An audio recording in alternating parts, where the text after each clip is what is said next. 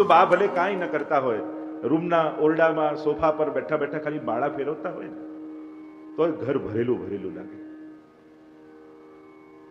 ઘણીવાર આપણને એમ લાગે કે આપણા પુરુષાર્થથી આપણે સુખી છીએ, પણ કેવલ પુરુષાર્થ પાંગળો છે.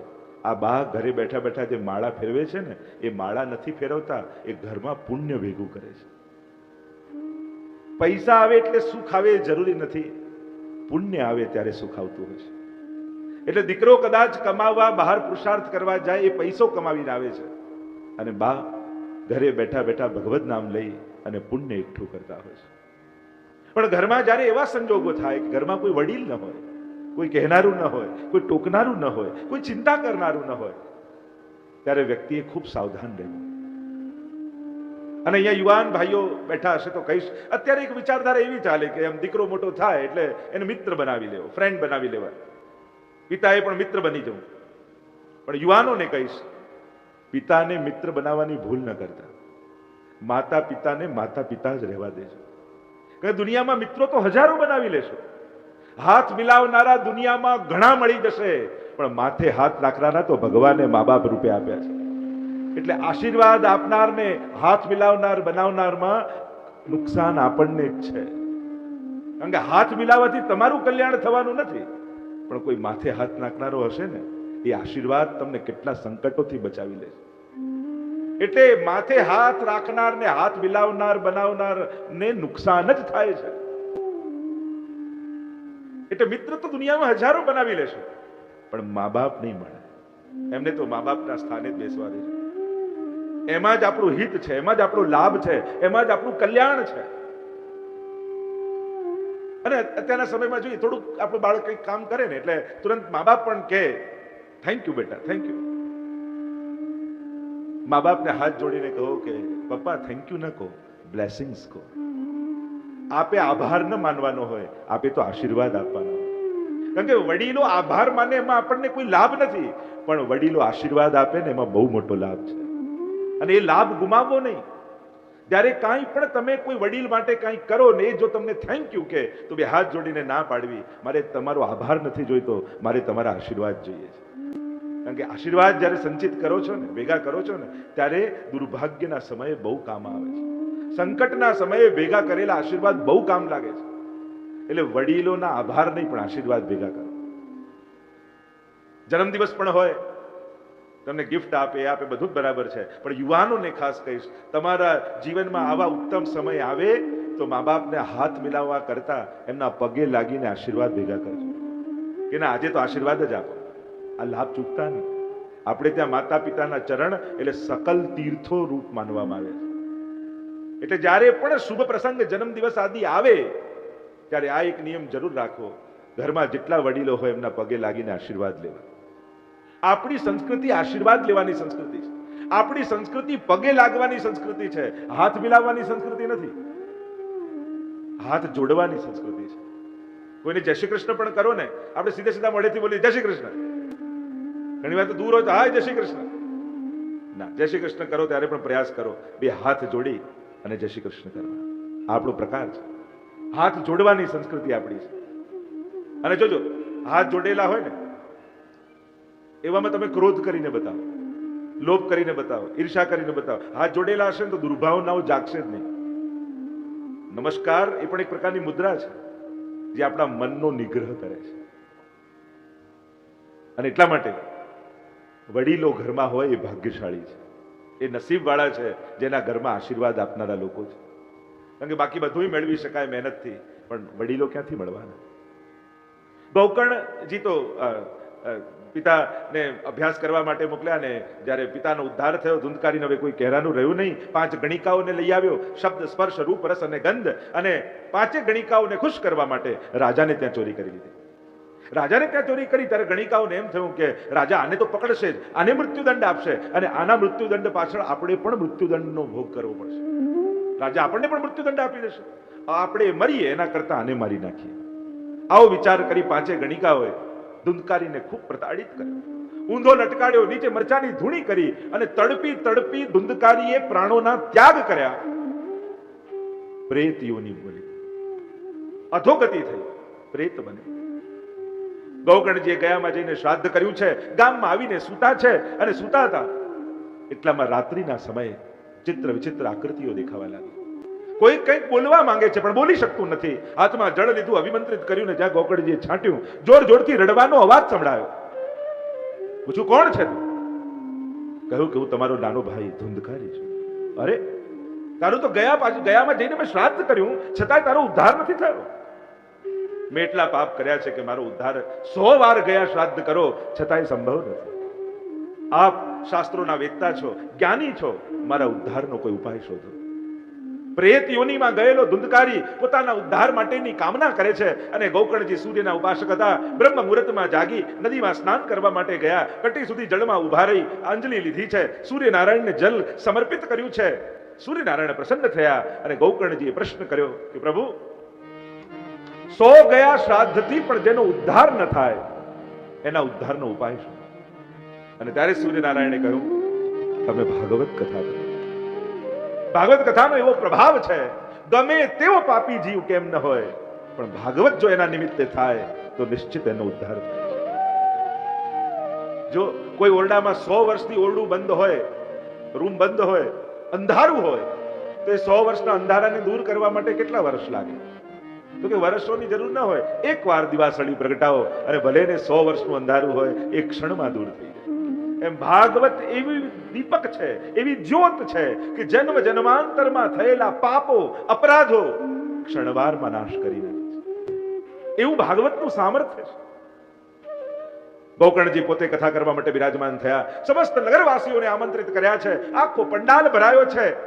એટલામાં ધુંધકારી આવ્યો. પ્રેત યોનિમાં હતો, વાયુ રૂપમાં હતો. આખો પંડાલ ભરાયેલો, કોઈ જગ્યા બેસવાની દેખાઈ નહીં. એક 7 ગાંઠનો વાંસ પડ્યો હતો, એમાં પ્રવેશ કરી ગયો. એક દિવસની કથા પૂરી થાય અને વાંસ ફાટે, એક ગાંઠ ફાટે. 7મા દિવસે આખો વાંસ ફાટ્યો. જો આ વાંસ તો આપણા બધાની અંદર છે, 7 ગાંઠનો વાંસ. કામ, ક્રોધ, લોભ, ઈર્ષા, દ્વેષ, મત્સર, આ બધી ગાંઠો જ છે. કથા સાંભળ્યા પછી એક ગાંઠો ખુલે છે, ફાટે છે.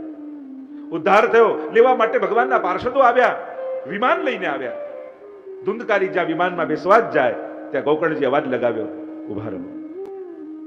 કેમ? અરે, કથા તો બધાએ સાંભળી છે, પછી વિમાન કેવલ ધુંધકારી માટે જ કેમ?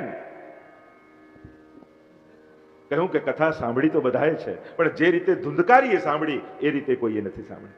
એણે શ્રવણ કર્યું છે, મનન કર્યું છે અને નિધિધ્યાસન કર્યું છે. આ શ્રવણના અંગો છે. પાર્ષદો કહે છે, શ્રવણસ્ય વિભેદેન ફલભેદો અત્ર સંસ્થિતઃ. શ્રવણના ભેદથી ફલમાં ભેદ થયો છે. અદૃઢં ચ હતમ જ્ઞાનમ પ્રમાદેન હતમ શ્રુતમ સંદિગ્ધો હિ હતો મંત્ર વ્યગ્રચિતો હતો જપઃ.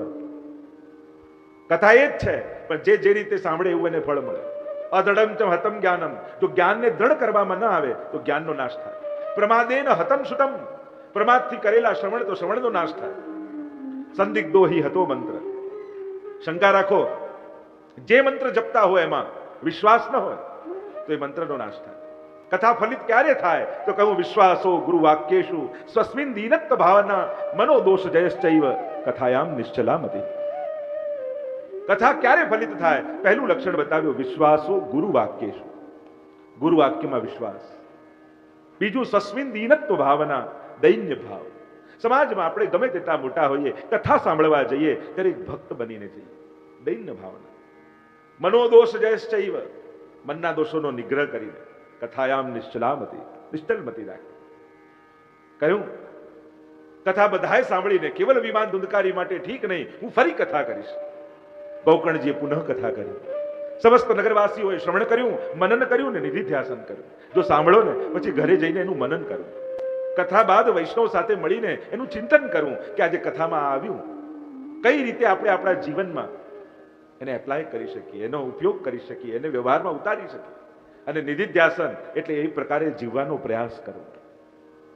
પુનઃ કથા કરી છે. હવે તો પરમાત્મા પોતે વિમાન લઈને પધાર્યા છે. સમસ્ત નગરવાસીઓનો ઉદ્ધાર થયો છે. આ કથાનો પ્રભાવ બતાવ્યો. ગમે તેવો જીવ હોય, ભાગવતનું સામર્થ્ય એવું છે, એ જીવનો ઉદ્ધાર કરી શકે છે. જો મહાપ્રભુજીનો મત એ શુદ્ધાદ્વૈત બ્રહ્મવાદ તરીકે ઓળખાય છે. બ્રહ્મવાદ તો છે, સર્વ ખલૈદમ બ્રહ્મ.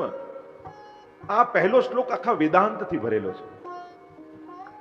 અને વેદાંતમાં 4 તત્વોની ચર્ચા હોય, બ્રહ્મ, જીવ, જગત અને માયા.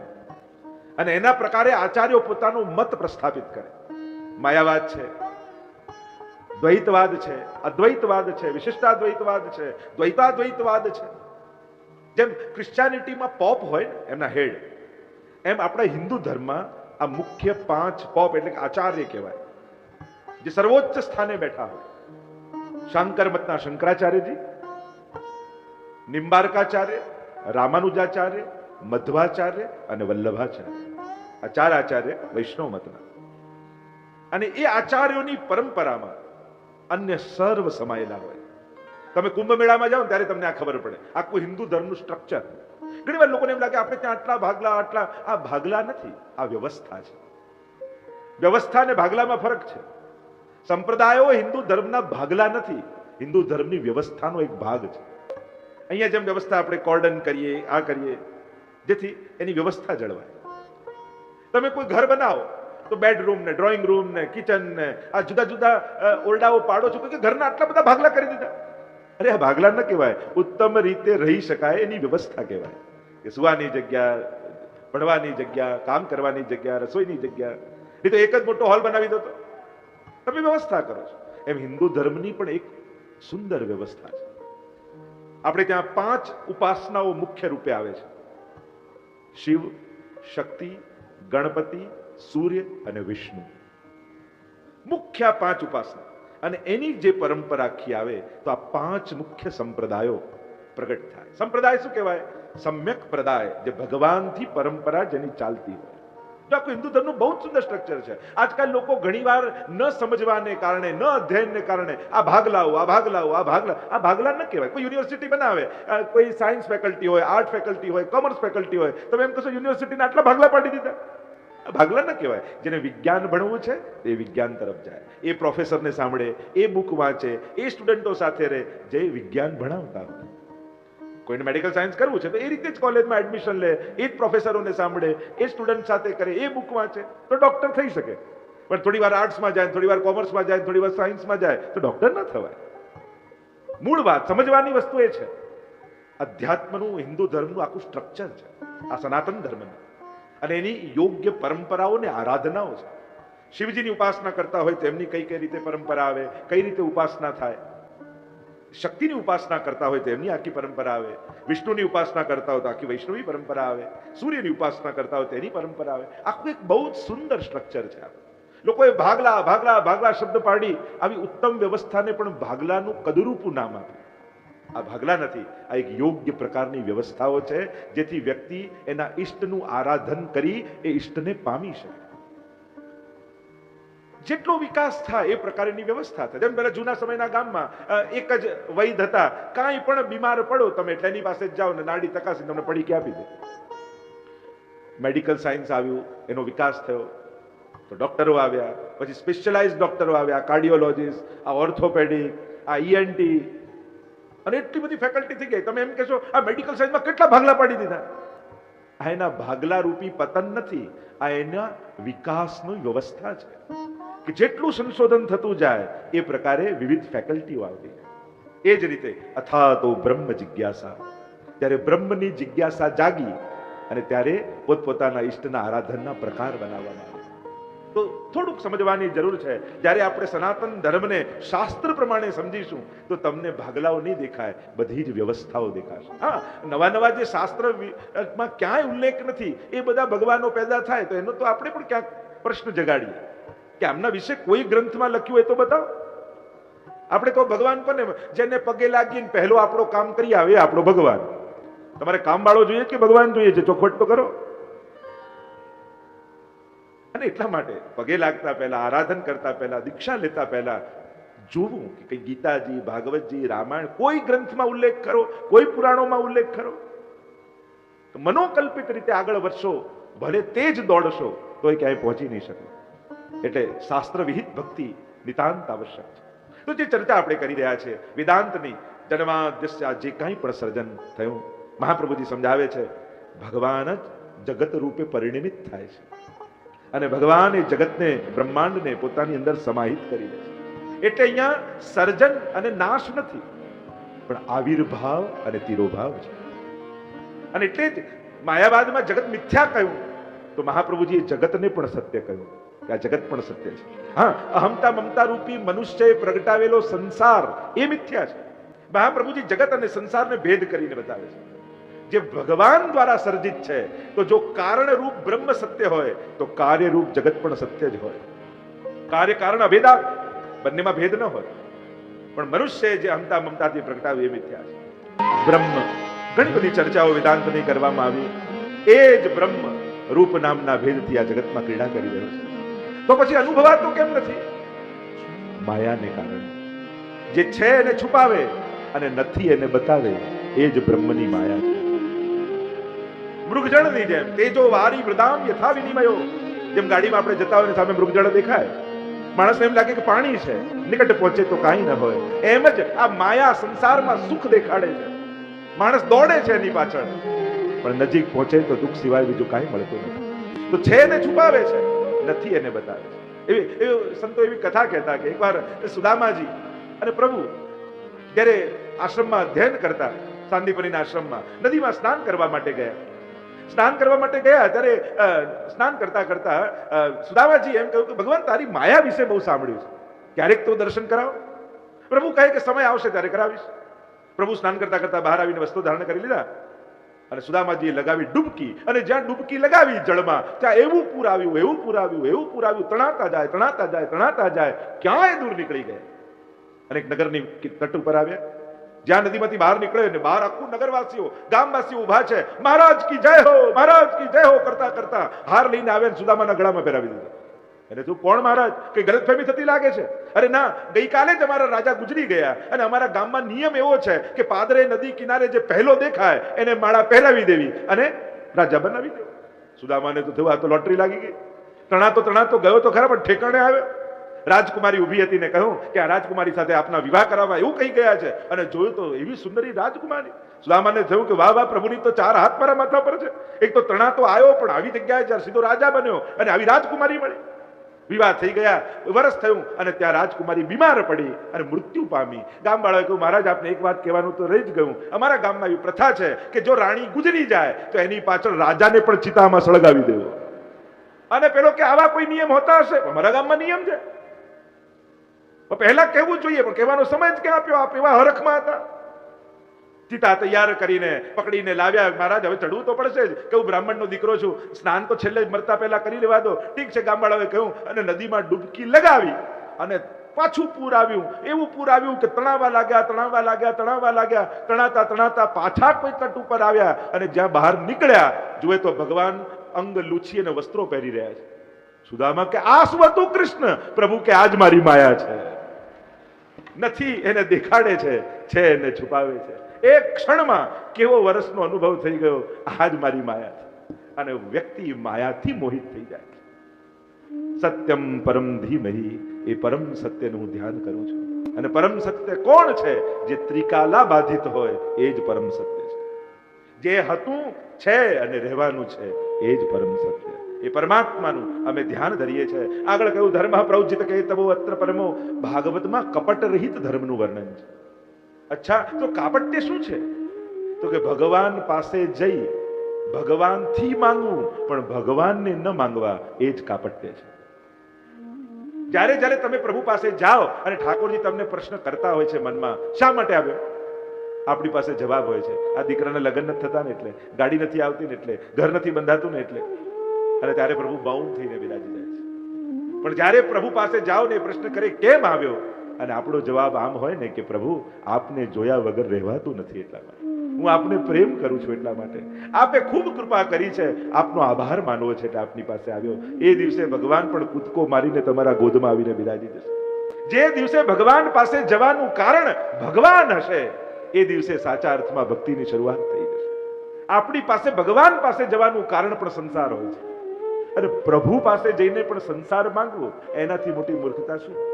જો ભગવાન તો કલ્પ વૃક્ષ જેવા છે, પ્રભુ પાસે જઈને માંગવાની જરૂર નથી. એ તમારા હૃદયને જાણે જ છે, એ બધું જ પૂરું કરશે. આજ કાપટ્ય છે. પ્રભુ પાસે જાઓ પણ પ્રભુ માટે જાઓ.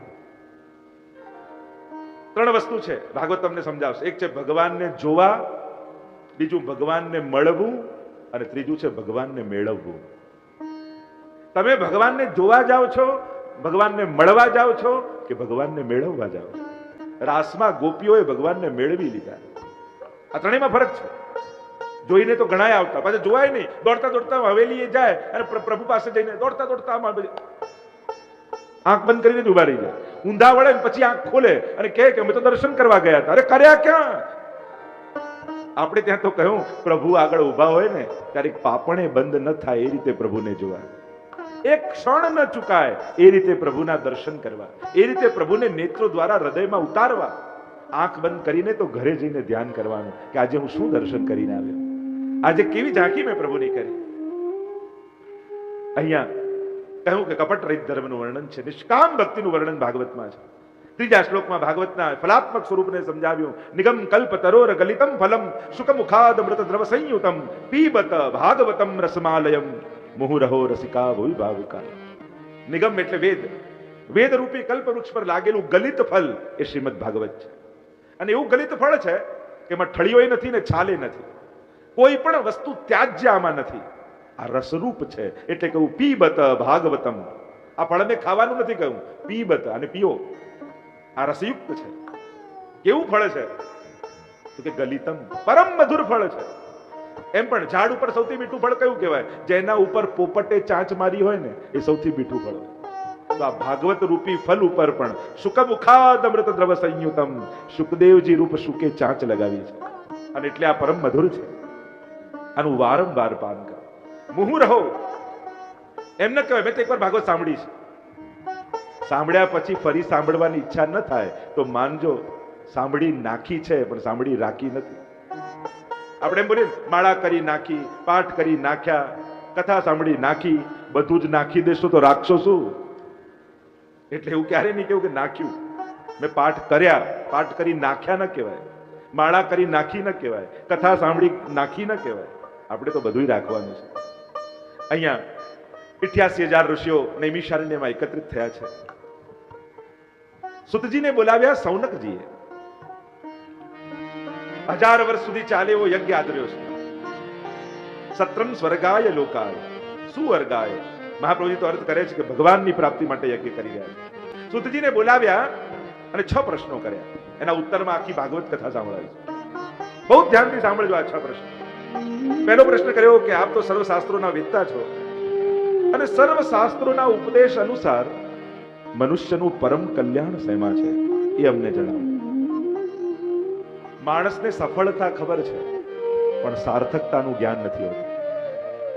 આંખ સારું જુએ એ સફળતા, પણ આ આંખ ભગવાનને જોઈ લે એ આંખની સાર્થકતા કહેવાય. આ જીવા સ્પષ્ટ બોલે એ સફળતા, પણ આ જીવવાથી ભગવત નામ નીકળે એની સાર્થકતા છે.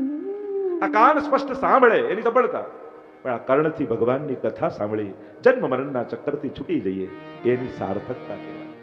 તો સફળતાથી લઈને સાર્થકતા સુધીની યાત્રા છે. મનુષ્યનું પરમ કલ્યાણ શેમાં છે એ અમને જણાવો. બીજો પ્રશ્ન કર્યો, અમને સર્વ શાસ્ત્રોનો સાર સંભળાવો જેથી અમારું અંતઃકરણ પવિત્ર બની જાય. કારણ કે શાસ્ત્રો સાંભળવાથી મન વિશુદ્ધ બને છે, અંતઃકરણ પવિત્ર બને છે. મન, બુદ્ધિ, ચિત્ત અને અહંકાર આ 4 વસ્તુને અંતઃકરણ કહેવાય. તો શાસ્ત્રોના સાર સાંભળવાથી અંતઃકરણ પવિત્ર થાય. ત્રીજું કહ્યું, પરમાત્મા વિવિધ અવતારોને ધારણ કરે છે. એ અવતારો વિશે અમને બતાવો કે આ ભગવાન પોતાના નિજ ધામ છોડીને આ ભૂતલ ઉપર શા માટે આવે છે. એ અવતારો વિશે અમને કહો. જો આ ભાગવત છે ને 24 અવતારનું મંદિર છે. તમે એમ વિચાર કરો કે મારે 24 અવતારના મંદિરમાં દર્શન કરવા જવું છે તો મહિનાઓ નીકળી જાય, કદાચ 24 અવતારના મંદિર મળે નહીં. પણ એક ભાગવતની પરિક્રમા તમે કરો ને તો 24 અવતારના મંદિરની પરિક્રમાની યાત્રાનું ફળ તમને મળતું. એવી મહત્તા ભાગવતની કહી છે. તમને એમ થાય કે ભારતના સકલ તીર્થોની યાત્રા કરવા જાઓ તો મહિનાઓ નીકળી જાય, કદાચ બધા યાત્રા થાય નહીં. પણ એક ભાગવતની પરિક્રમા કરો ને તો ભારતના સમસ્ત તીર્થોની યાત્રા થઈ ગયા એનું પુણ્ય થાય. એવી મહત્તા ભાગવતની પરિક્રમાની કહેવામાં આવે છે. અવતારો વિશે અમને કહો. ચોથો પ્રશ્ન કર્યો કે પરમાત્મા શ્રી કૃષ્ણ જે મંગલ કાર્ય કરવા માટે ભૂતલ પર પધાર્યા એમના અવતારનું પ્રયોજન શું હતું, કેમ ભગવાન આવ્યા. પાંચમો પ્રશ્ન કર્યો કે પરમાત્માની વિવિધ લીલાઓનું વર્ણન કરો. ભૂતલ પર ભગવાન આવે છે, અનેકવિધ લીલાઓ કરે છે. ગીતાજીમાં ભગવાને કહ્યું ને, જન્મ કર્મ ચમે દિવ્યમ, મારા જન્મ અને કર્મ દિવ્ય છે, સાધારણ મનુષ્ય જેવા નથી. મનુષ્ય કર્મને વશ થઈ જન્મ લે છે અને ભગવાન કૃપા વશ પધારે છે. માણસને મોકલવામાં આવે અને ભગવાન પોતાની નિજ ઈચ્છાથી પધારે. માણસનું આવવું ને ભગવાનના આવવામાં ઘણો મોટો ફરક છે. છઠ્ઠો પ્રશ્ન કર્યો કે ભગવાન શ્રી કૃષ્ણ જ્યારે નિજધામ પધાર્યા પછી ધર્મ કોના શરણે ગયો? જો શાસ્ત્રોમાં બે પ્રકારનો ટાઈમ પીરિયડ આપવામાં આવ્યો છે, કાળ આપવામાં આવ્યો છે. શાસ્ત્ર પ્રમાણે ભગવાન જ્યારે આ ભૂતલ પર બિરાજતા હોય એ ટાઈમ પીરિયડને કહેવાય અવતાર કાળ. અને શાસ્ત્ર પ્રમાણે જે ટાઈમ પીરિયડમાં ભગવાન આ ભૂતલ પર ન હોય એને કહેવાય અનવતાર કાળ. એટલે કે અવતાર કાળ ચાલતો હોય, ભગવાન પોતે આ ભૂતલ પર હોય, ભૂમિ પર હોય, ત્યારે ધર્મ ભગવાનના શરણમાં રહેતો હોય છે. અને ભગવાન જ્યારે આ ભૂતલ પર ન હોય તો ધર્મ કોના શરણે જાય એ અમને જો બતાવો તો અમે એનું શરણું લઈએ અને સાચા અર્થમાં ધર્મનું પાલન કરી શકીએ. આ 6 પ્રશ્નો કર્યા. જીવ માત્રના કલ્યાણનું, મનુષ્યનું પરમ કલ્યાણ શેમાં છે એનો ઉત્તર આપતા કહ્યું મનુષ્યનું પરમ કલ્યાણ શેમાં છે. જ્યારે આ પ્રશ્ન કર્યો, જવાબ આપતા કહ્યું અધોક્ષજ ભગવાનની ભક્તિમાં જ મનુષ્યનું પરમ કલ્યાણ છુપાયેલું છે. પણ એ ભક્તિને 2 વિશેષણ આપ્યા, અહેતુકી અને અપ્રતિહતા. જેનો હેતુ, જેનું પ્રયોજન કેવલ હરિમાં હેત હોય એ જ અહેતુકી ભક્તિ છે. જ્યારે પણ ભગવાનને પ્રેમ કરો એમાં સ્વાર્થની ગંધ ક્યારે ન રાખતા, નિસ્વાર્થ ભાવે પ્રેમ કરજો. અને બીજું કહ્યું અપ્રતિહતા, અખંડ ભક્તિ. એટલે જ આપણે ત્યાં એક શબ્દ છે નિત્ય નિયમ, રોજનો નિયમ. અને દરેકનો નિત્ય નિયમ હોવો જોઈએ, ભલે ઓછો હોય, નાનો હોય. જેના જીવનમાં નિયમ નથી હોતા એના જીવન બહુ નબળા હોય છે. એના જીવનમાં પાપ પ્રવેશવાની વધારે સંભાવના હોય છે, કારણ કે એના જીવનમાં કોઈ નિયમ નથી. ક્યાંક દરેક વ્યક્તિએ ભલે નાનો તો નાનો પણ એક નિયમ જરૂર રાખો. અહીં ભાગવત આગળ તમે બેઠા છો, મનોમન તમે સંકલ્પ કરજો, એક માળા ફેરવીશ, હવેલીએ દર્શન કરવા જઈશ, એક યમનાષ્ટકનો પાઠ કરીશ, જ્યાં પણ તમને જે પણ શ્રદ્ધા હોય, પણ જીવનમાં નિયમ રાખજો. ઘણી વાર લોકો એમ કે ઓ નિયમ લઈએ તો બંધાઈ જઈએ. અરે આ બંધન નથી, આ ભક્તિના વિકાસનો આધાર છે. જેમ કોઈ નાનકડી કુમળી વેલ ઉગાડો અને એ વધારે ઉગે એના માટે તમે લાકડી રોપી અને વેલને લાકડી જોડે બાંધી દેતા હોય છે. એ લાકડી વેલનું બંધન નથી હોતું, પણ એના વિકાસનો આધાર હોય છે.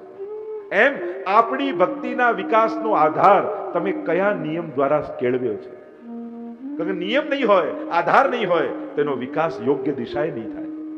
અને એટલા માટે કોઈ ને કોઈ નિયમ જરૂર રાખો. એક નાનકડો નિયમ પણ આપણા જીવનમાં બહુ મોટા ચમત્કાર સાધી શકે એમ છે. ભાગવતમાં બેઠા છો, કંઈક ઉત્તમ સંકલ્પ લઈને મનમાં જજો. અને એ સંકલ્પ ભલે નાનો હશે ને, પણ એ સંકલ્પને કારણે આ ભાગવત કથા કાયમ માટે તમારી જોડે બંધાયેલી રહેશે.